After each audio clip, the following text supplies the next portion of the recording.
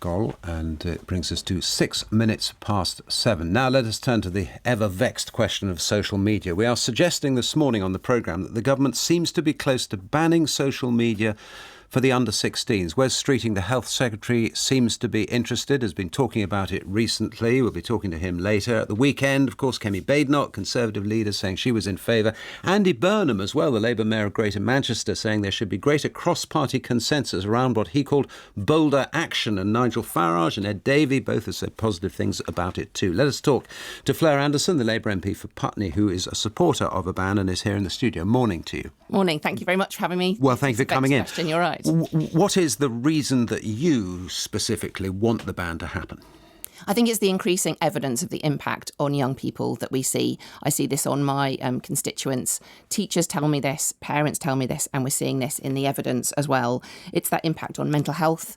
It's on sleep disorders. It's scrolling through the night, the impact it's having on that, depression, and that access to content which is harmful, violent content, pornographic content. A quarter of children have seen pornography by the age of 11. And so we thought this was a safe space. I kind of thought social media was a benign area where young people can talk to each other and that parents can control. And I think we've seen that the social media platforms themselves haven't done enough to stop that addictive behaviour. And it's the scrolling in the end. It's the ability in social media. You don't just go there, you look at the content, or you go there and you talk to your friends. You go and through social media, you get pushed this content on you and you scroll and you scroll. And that is what we're seeing is the impact that it's having on our young people. And when it comes to the practicality of it, is the Australian model the one that we should follow in your view? I am really glad that we can look at what's happening in Australia and learn from it.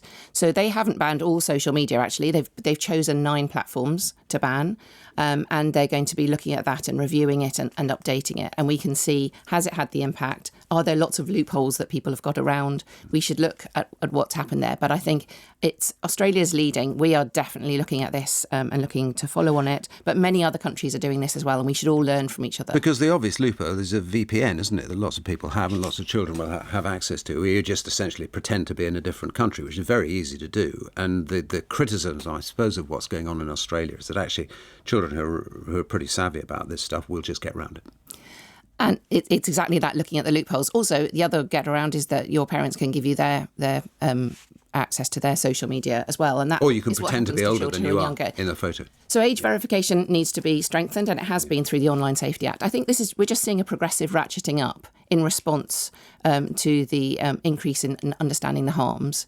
And government has got to follow that. So I think we can't say, oh, it's impossible to do. It really is possible to do. And it's possible to make the social media platforms more responsible for this than currently. It's all left up to parents, and we can't keep up with it. I really worry about, my children are a bit older now, but I really did worry about what they had access to. And so it's putting the onus on them, really. Does the experience of what's happened in the last few days over Grok and sexualised images and Elon Musk seems to have climbed down, which our technology editor was saying when she woke up and talked to us this morning, was the first time she'd ever. The thing that really surprised me is she couldn't think of another occasion where Elon Musk has stood down in the face of outrage from people. Should that give the government more spine in this, do you think? Because there is a balance, isn't there, between doing these things and actually really annoying the social media companies and thus Donald Trump. I think the social media companies have not been responsible in this area, and that's why it needs state action. It needs much more stronger action by many countries together, rather than leaving this up to parents. So we can see, yes, when we all stand together and when there's a serious question, it's made all those media platforms, the Australia ban has made all of those platforms that are named look at their own policies and look at how they can make a change. So what now do you want the government to do? So I'm really glad. I talked to the Prime Minister about this on Monday, and I said, what action are we going to take? And I was really glad about his answer, because it's about joined up. This is not just health. It's not just the Department for Science and Technology. It's not just education. All of those areas, they need to look into this, look at the impact and look at what can be done. And I think we need to continue to have the discussion that we are having in Parliament about this. I think a lot of parents might say, continued discussion. We sort of had the discussion. We know what the problems are, they would say. Let's do something. When would you like to see action happen? An actual bill coming to the House? As soon as possible. I think we now know that. But when is as soon as possible, I suppose, is the question. Well, yeah, I've worked in Parliament enough to know that it's hard to bring in a ban it's hard to bring in legislation straight away. So I think we should bring it in as soon as we can. It's hard to say more than that. But I also think we should immediately be looking, as we are, at what is happening in Australia. We're 1 month into that ban, so it's quite early to say. But I don't think we should wait for ages to find out what happened. I think we should really move on this. Fleur Anderson, MP, thank you very much. It is 22 minutes past 7, time for the business news, and we'll